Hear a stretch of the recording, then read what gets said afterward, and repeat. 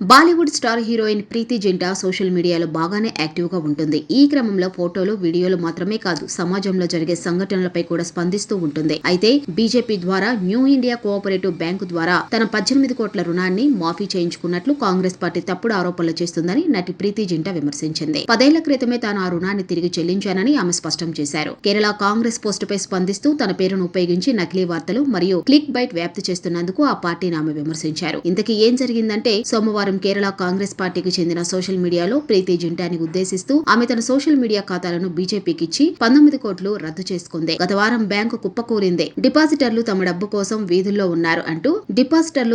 కోసం వీధుల్లో ఉన్నారంటూ ఎక్స్ లో ట్వీట్ చేసింది. దీంతో ప్రీతి జింటా స్పందిస్తూ ఈ విషయంపై క్లారిటీ ఇచ్చింది. లేదు, నేను నా సోషల్ మీడియా ఖాతాలను నేనే నిర్వహిస్తున్నాను. నకిలీ వార్తలను ప్రచారం చేసినందుకు సిగ్గుచేటు. ఎవరూ నా కోసం రుణాన్ని రద్దు చేయలేదు. ఒక రాజకీయ పార్టీ లేదా వారి ప్రతినిధి నకిలీ వార్తల ప్రచారం చేయటం మరియు నా పేరు, చిత్రాలను ఉపయోగించి నీచమైన గాసిప్స్, క్లిక్ ఎరల్లో మునిగిపోవటం చూసి నేను షాక్ అయ్యానని రాశారు. దీంతో ఈ విషయం హాట్ టాపిక్ గా మారింది. దీంతో కేరళ కాంగ్రెస్ ప్రీతి జింటా పోస్ట్ కి కౌంటర్ ఇచ్చింది. ఇందులో భాగంగా 2010కి ముందు బ్యాంక్ ప్రధాన రంగాలకు చిన్న టికెట్ రుణాలపై దృష్టి పెట్టింది. ఈ క్రమంలో బ్రాంచ్ మేనేజర్లకు తెలియకుండానే 25 కోట్ల వరకు కార్పొరేట్ రుణాలు మంజూరు చేపడ్డాయి. ఇంకా బాలీవుడ్ నటి ప్రీతి జింటా 18 కోట్ల రుణాన్ని సరైన రికవరీ విధానాలు లేకుండా రద్దు చేశారు. రాజ్నెస్ గ్రూప్ 95 కోట్ల రుణాలు అందుకుందని రిప్లై ఇచ్చింది. అంతేకాకుండా సంబంధిత బ్యాంకులో డిపాజిట్ చేసి డబ్బు కోల్పోయిన డిపాజిటర్లకు మేము అండగా నిలుస్తాం. ఒకవేళ మేము షేర్ చేసిన రిపోర్ట్స్ తప్పుడైతే రుణానికి సంబంధించి క్లియరెన్స్ డాక్యుమెంట్స్ షేర్ చేసి డిపాజిటర్లకు అండగా నిలవాలని కోరారు.